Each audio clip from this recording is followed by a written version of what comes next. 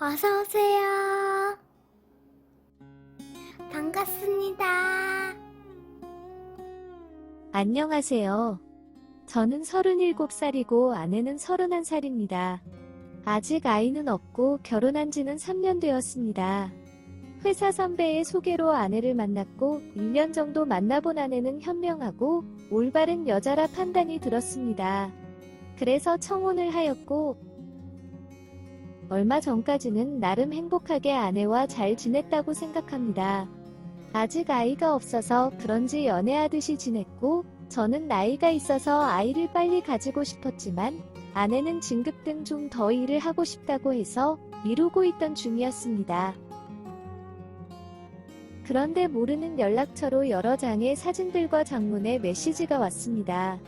처음에 그 연락을 받자마자는 장난이나 이간질 등 무시하고 넘어갔지만 다시 읽어보면 볼수록 내용이 너무 자세하고 주변에 가까운 사람이 아니면 알 수 없는 내용에다가 많은 부분들이 제가 받은 제보 연락이 진실임을 알려주고 있었습니다.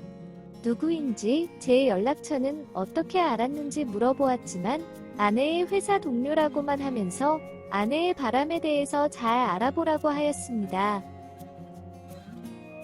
그래서 최근에 아내가 다녀온 회사 워크숍에 관련해서 물었더니 회사에서 워크숍 간 적이 없다면서 그것부터 찾아보면 되겠다고 하였습니다.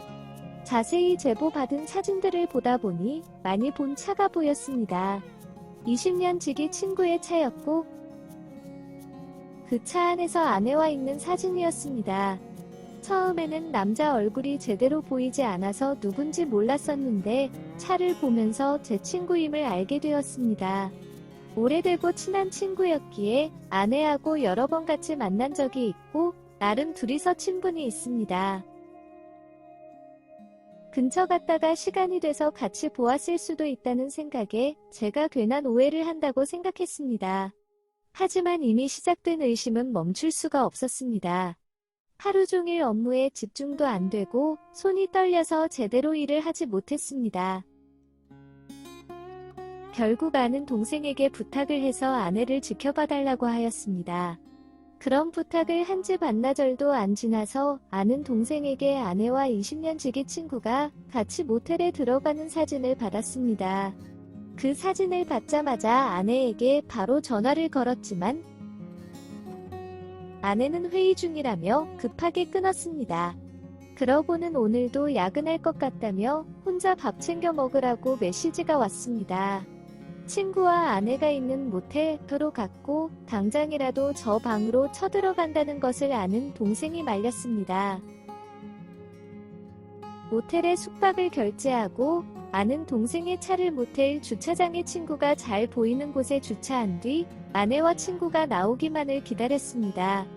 2시간쯤 지나서야 둘이서 아직도 아쉬운지 서로를 쓰다듬고 주무르며 나왔습니다.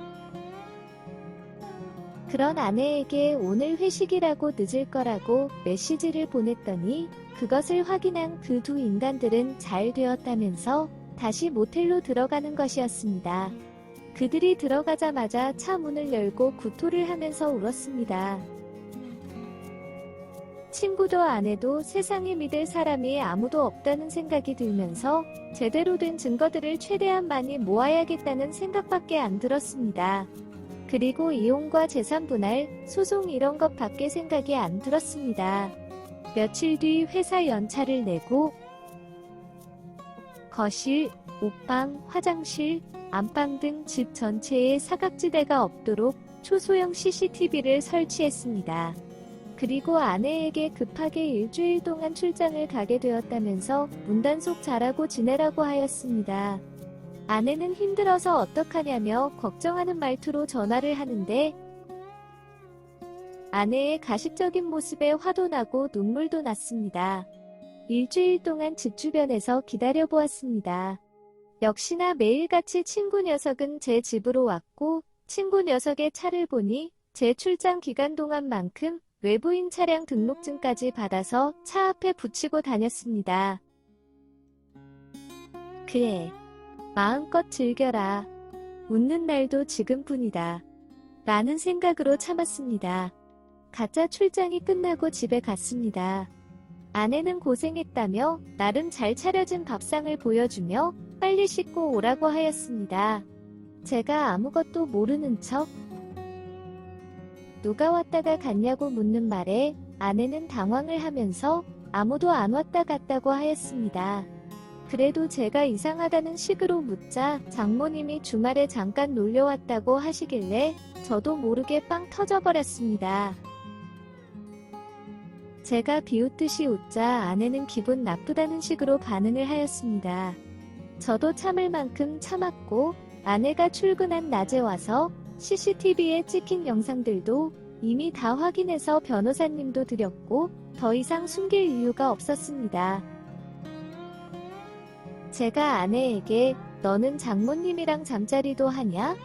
라고 묻자 무슨 소리인지 모르겠다는 듯이 표정을 짓길래 수많은 영상 중 제 욕을 하면서 제 친구와 관계 가지는 영상을 보여주었습니다. 아내는 얼굴이 하얗게 돼서 무릎을 꿇고 자기가 잘못했다면서 삭삭 빌기 시작했습니다. 아내의 뺨을 몇 대 때려주고 싶었지만 변호사님이 절대 폭력을 행사하시면 안 된다는 말에 정말 꾹 참았습니다. 그리고 가슴 속에 품고 있던 이혼 서류와 제 생각을 담은 편지를 주었습니다. 그리고 그 20년 지기 친구에게 좋은 양주를 사왔다고 하면서 우리 집으로 오라고 하였습니다.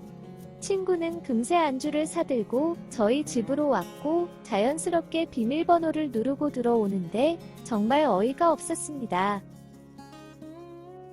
무릎 꿇고 울고 있는 아내를 보고서는 순간 당황을 하면서 머리를 굴리는 것 같았습니다. 친구 불려놓고 부부 싸움을 하면 어떡하냐며 무슨 일인지는 모르겠지만 저보고 그만하고 화를 풀라고 하였습니다. 그러면서 아내를 일으켜 세우려고 하는 것이었습니다. 저는 화난 것 없는데 아내 혼자 저려고 있는 거라면서 친구에게 오늘부터 아내는 잘 곳도 지낼 곳도 없으니 그대로 너가 데리고 가라고 하였습니다. 친구는 그만하라면서 어떻게 데리고 가냐고 그러는데 데리고 가지도 책임지지도 못할 거면서 친구 마누라랑 그렇게 진하게 놀았냐고 소리쳤습니다. 친구는 잘못했다면서 같이 무릎을 꿇었습니다. 저는 더 이상 듣고 싶지도 말하고 싶지도 않다면서 증거는 넘쳐나고 변호사님도 선임했고 이미 너네는 선을 넘어도 한참 넘었으니 너네들의 죗값을 달게 받으라고 하였습니다. 친구는 자기 아내가 임신한 지 얼마 안 되었다면서 그 자리에서 돈으로 합의 보자고 하는 것이었습니다. 제대로 된 사과와 용서도 없이 돈으로 합의하자는 친구에게 이미 내 와이프도 다 알고 있다고 말해주었습니다. 그러면서 내 와이프도 내가 선임한 변호사님한테 이혼 및 소송을 맡겼다고 하였습니다. 아마 너도 잘 곳도 지낼 곳도 없을 거라고 하였습니다. 친구는 제 멱살을 잡으며 주먹질을 하였고 결국 경찰까지 와서 한바탕 소동이 난 후에 친구와 아내는 집을 나갔습니다.